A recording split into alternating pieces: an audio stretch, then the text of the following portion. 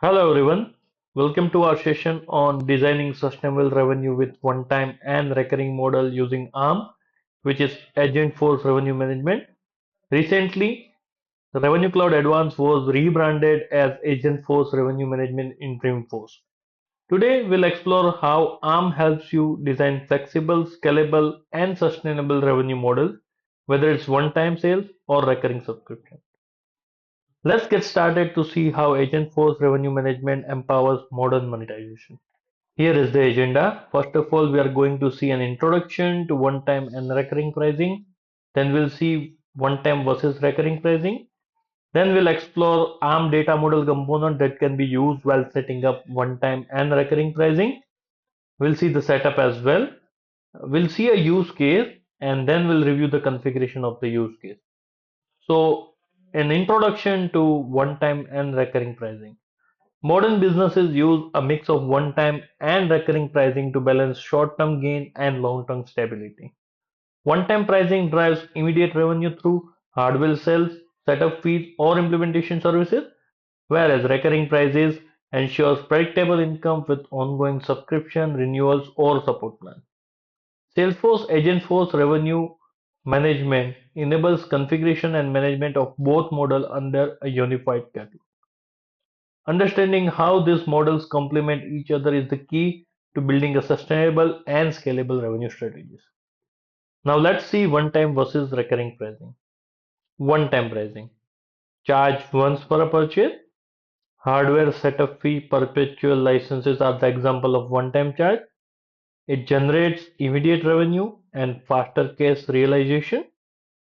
Defined as a selling model with fixed price. One-off deliverables or implementation-based offerings are the example of one-time charges. Now let's see recurring pricing. Repeats on a defined frequency, whether it's monthly, quarterly, or annual. Subscriptions, support plans, maintenance service as an example of recurring prices. It builds predictable cash flow and a long-term customer engagement because we'll be charging them per month, not in a single go. It is defined as a selling model with recurring frequency, and it is a continuous service and a subscription-based product. That is how we can model recurring prices. Now let's see which ARM components can be used while setting up this stuff. Object component, product, product selling model option, and price book entry. And we are going to see each one in detail while I'll I'll walk you through the setup. Now definition and more. So which other things? These are the object data or the objects that we are going to use. What else will be used? Context definition, pricing procedure for pricing, pricing setting, list price, list container, proration, and subscription pricing. These are the pricing elements that will be used under pricing procedure using context definition. Now let's see a use case. So Apple sells devices through one-time purchase, but sustains recurring income through iCloud and Apple Music. The company aims to configure these products within ARM to manage both models efficiently. So this is the use case, the configuration. Now let's review how can we configure this in ARM. So I am in Salesforce and I am on a product record, which is iPhone 70 Pro Max. As we have seen, we are going to model three products, iPhone 17 Pro Max, Apple Music, and Apple iCloud. Out of that, iPhone 70 Pro Max is a one-off service or one-off product, whereas Apple Music and Apple iCloud subscriptions are recurring. So first of all, I've configured the product and we have already seen how can we configure product in our previous videos. I'm not going into it. I'll directly go to related where there is an object called product selling model option, which brings us why do we need it and why are we using this product selling model under it. So for that, I might have to open up selling model first. So this is product selling model. Now let me open product selling model available in the system. which is one time, monthly, monthly term defined, and annual. Consider if you want to sell something for one-off cost, that will become your selling model as one time. Now, if you want to make something sellable on monthly for multiple years, you define it as monthly term defined. That means if you have defined a product with monthly term defined, that means somewhere down the ground after the end date comes up, that product will get expired. And the same way is an annual subscription. But when it comes to evergreen, that means once you've sold something, it will be until you cancel it, right? There will be no end date to that particular subscription or recurring product. That becomes evergreen. So in ARM, if you want to define something like how it will be charged, you will have to use product selling models for it. And product selling model and product are related using this product selling model option. So first of all, what you have to do is after identifying the product, creating the product, you will have to come to product selling model option and define which type of selling model is being supported with that particular product. Now, post defining that, we'll have to define the price prices for that particular product. So as you see over here, I've already created one price book entry, which is having prices 2500 as USD for this particular product, and I have selected selling model over here as well. That means the price is for this kind of selling model. Without selling model, you can define prices, but ARM will not be able to price it with the pricing agent. So it is necessary for you to have product selling model defined and associated with the product. If you come here and try creating a price book entry with different pricing model, so let me just make it, let's say 100, and I define the monthly model and save it, it will throw you an error. Why? Because that selling model option is not defined over here. So this is how you can utilize product selling model option to drive the prices or to define the prices for the product. If I go to Apple Music, I can see I have defined monthly defined product selling model option. I have defined the price as well. If I go over here in Apple iCloud, again I have defined the price. Once this is being done, what we have to do is we'll have to go to the decision tables over here. So once your prices are derived, you will have to go to decision tables, and since we have created price book entry or updated price book entry, you should go over here and refresh the table. Once you refresh the table, then only you will be able to see the prices for the newly created product or the updated prices for the existing product. So make sure you refresh the decision table. You can do it via flow as well, but I've just shown you how can you do it manually. Now this is the part of product setup and pricing setup. So you have done product setup, you have done pricing setup as well. But now how ARM will know, right? These prices are for recurring product and these prices are for one-time product. So previously we have seen the pricing procedure to get the first price in the catalog, right? So in my last video I walk you through how can you set up your pricing procedure or pricing discovery procedure to set up the initial price, which will take on the price and show you the price over here. You can refer to my old video to check it out, how can we get the initial price over here. I'm going to walk you through how can we get the prices on the card. So only product discovery is not sufficient. What you have to do is you'll have to create a pricing procedure, and I'm going to walk you through in a while. And what you have to do is you have to go to pricing setting, you have to go to revenue setting,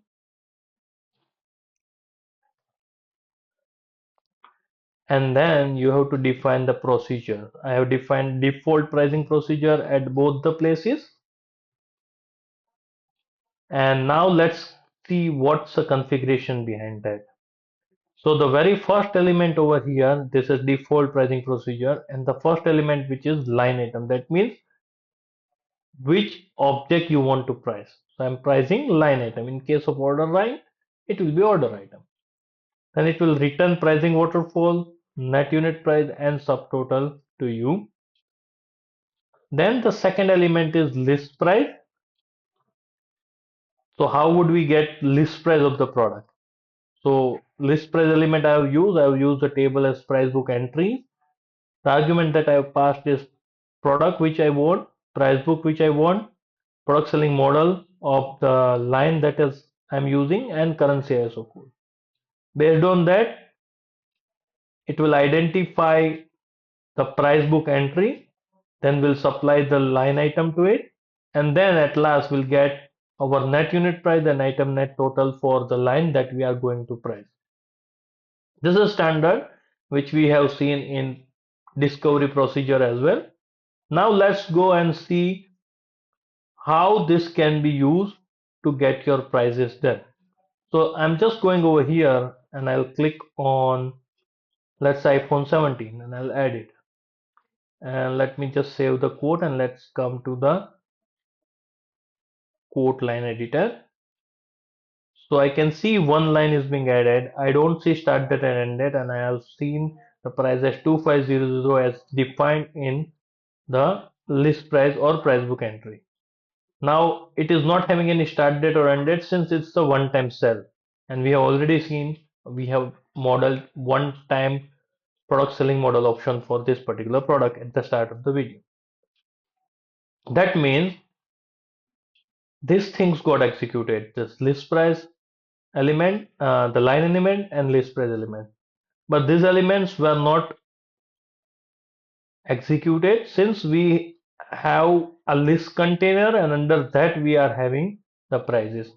If I go over here and see, I have defined selling model type equals term defined. That means the block of code will only get executed when your selling model with the line is term defined. That means it's not executed for the one time one, because for that it was one time. Now let's try to add the term defined product to catalog, and let's see how ARM calculates the prices of those lines using this containers and the element that's being provided over here. So I'll go to browse catalog and I'll add the recurring products, which is Apple Cloud and Apple Music. I'll select both of them and click on add selection to quote. I'll click save to navigate to the quote line editor again. And I can see over here like two new lines are added, one with price USD 30, second with price USD 20 as defined in price book entry. The different over here is I can see the start dates and end dates since these are the recurring products. Now I can see the difference between both the dates for both the products is 1 month since it was one time product, since it was monthly product. If it is yearly product or defined as yearly, the difference between both of them will be yearly. So what I'm gonna do right now is, let's say I'm gonna go to 2026 and set the prices as first of set the end date as 1st of November. I'll come over here, I'll go and set this end date to November 1st for this product as well, and I'll click save. Now that means I'm selling this product for 12 months, and the prices should be according to 12 months. So if you see, the price for 1 month is 30, for 12 months it is 360. The price for this particular line is 20 for a month, and if it is for a yearly purchase, it is 240. Now how ARM has defined or how ARM has calculated the prices for this? So I'll go over here. This is the list operation as we talked about, which will only be executing this portion of configuration for recurring line. I'll go to proration. So now why proration? Okay. So if you have used Salesforce CPQ as well, prorate multiplier will be required to calculate the pricing of the recurring product. So over here as well, we'll first calculate the proration multiplier. So we have taken the proration element, which has predefined input, the effective from and effective to, that means start date and end date. Then pricing term unit, in case of monthly price, it will be monthly. In case of yearly, it will be annual.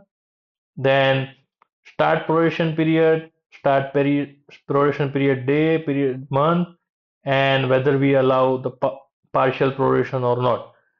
This data will have to supply, and that will be identified from the quote line itself. Then we'll provide the selling model type, whether it's term defined, one time, or evergreen. Then we'll provide pricing term unit, again monthly in case of monthly one, annual in case of recurring yearly one, and subscription term that is getting populated on the quote line. Once we provide this information, the system will return proration multiplier to us, and we are storing into this pricing term count field on sales transaction line item. So till now, what we have done is we have provided the necessary inputs to proration element, and based on that, it has calculated the proration multiplier and provided us, and we have stored into pricing term count. So we got the count. Now we'll have to provide the prices to the line. So in that case, what we have to do is we have used subscription pricing element, and you can add element from here as we have seen previously as well. So with that element, it is expecting us to provide the quantity. So we are providing quantity from line item. We are providing proration multiplier that we got calculated in the above element, and we are passing the same pricing term count, and we are passing the net unit price as well. With using this all three, ARM will calculate the net unit price and the net total price of that particular subscription, and will store that into our defined fees on the quote line. So total subscription price we have defined on the item net total price, and subscription net unit price is defined on net unit price. That means we have passed net unit price to system. System will again provide the net unit price to us. In this case, it will remain same. But the thing that will be returned at the first point is total subscription price, which is item net total price. So in our case, we are passing $30 to them, or $30 to ARM pricing engine. It will return net unit price, so it will return this price to us. With that, it will return this 360 as well into total subscription price. And now the pricing is being done, and we are getting this price till this pricing element. But now it is necessary for us to stop the pricing, because we are pricing this pricing the recurring line under this container only. So that's where I have written, or I have added the stop element, and why it is required. So let's say you right now I don't have any other stuff post this. I could have added multiple stuffs or multiple pricing element over here as well. Now if I haven't done this stop pricing, it will start and execute the other elements as well, and that's where your price will get flushed as well, right? So to get the correct price, if you have defined the list container at the end, please put the stop pricing element, so that you will be having correct price, and no more operation will be performed after you are getting your correct prices. And that's where I have added stop pricing element. So that is how you can use ARM for designing your one-time and recurring products. Thank you very much for watching the video. Please like and share the content, and subscribe to my channel if you haven't. Thank you very much.